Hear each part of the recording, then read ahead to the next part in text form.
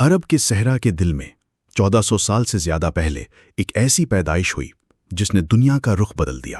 یہ پیدائش ہوئی ایک ایسے بچے کی جو آگے چل کے پوری انسانیت کے لیے رحمت بن گئے۔ ان کا نام تھا محمد صلی اللہ علیہ وسلم۔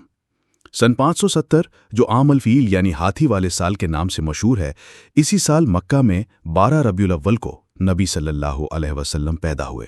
آپ کے والد عبداللہ پہلے ہی وفات کر چکے تھے اور آپ کی والدہ آمنہ بھی آپ کے صرف 6 سال کی عمر میں گزر گئیں۔ بچپن سے ہی آپ نے یتیمی کا دکھ دیکھا، لیکن اللہ انہیں ایک عظیم مقام کے لیے تیار کر رہا تھا۔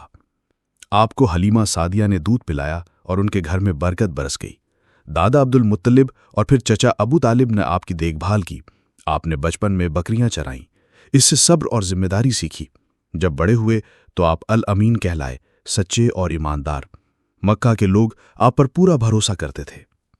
آپ نے تجارت شروع کی، خدیجہ رضی اللہ کے قافلے کو سنبھالا۔ آپ کی ایمانداری نے انہیں بہت متاثر کیا۔ پھر انہوں نے آپ سے نکاح کا پیغام بھیجا، آپ نے قبول کیا۔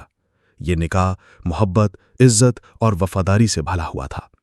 خدیجہ رضی اللہ ہر مشکل میں آپ کی سب سے بڑی سہارا بنی۔ جب آپ 40 سال کے ہوئے، آپ غار حرا میں تنہا عبادت کرتے۔ ایک رات فرشتہ جبرائیل اترے اور کہا، اقرا، پڑھو۔ نبی صلی اللہ علیہ وسلم گھبرا گئے اور گھر واپس آئے۔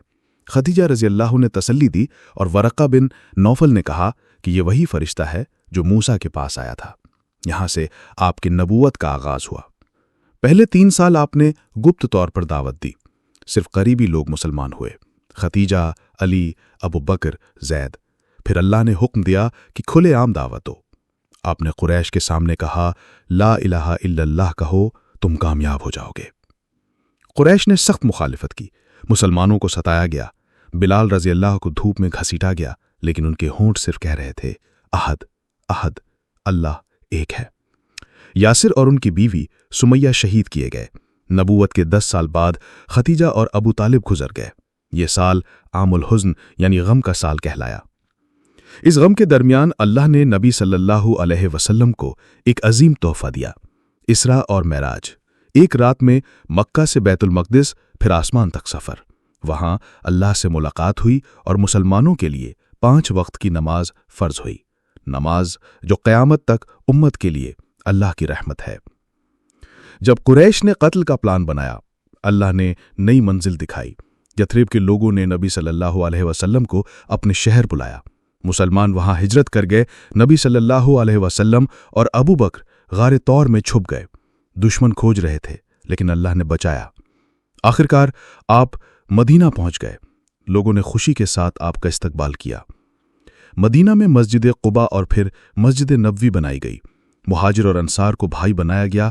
آپ نے ایسا دستور دیا جس میں سب قومیں امن سے رہتیں۔ قریش نے پھر بھی جنگ شروع کی۔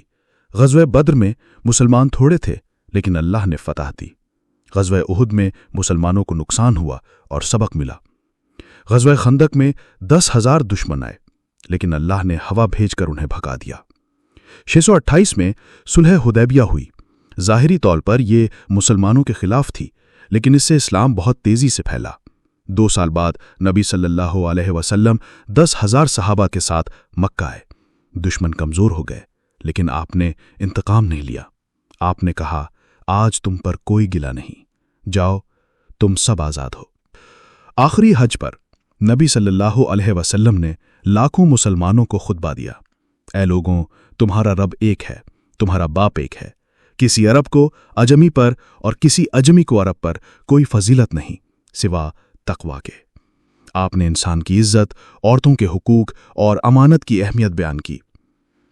مدینہ لوٹنے کے بعد نبی صلی اللہ علیہ وسلم بیمار ہو گئے۔ کچھ دن کمزوری رہی۔ آخری لمحات عائشہ رضی اللہ کے گھر میں گزارے۔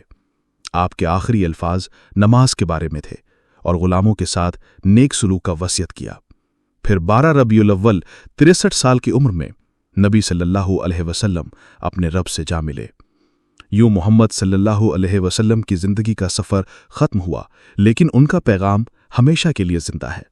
وہ یتیم، شفرڈ، تاجر، شوہر، والد اور اللہ کے رسول تھے۔ ان کے صبر، سچائی اور رحمت سے وہ انسانیت کے لیے سب سے عظیم نمونہ بنے۔ ان کی روشنی آج بھی ان دلوں کو روشن کرتی ہے جو اللہ کی تلاش میں ہیں۔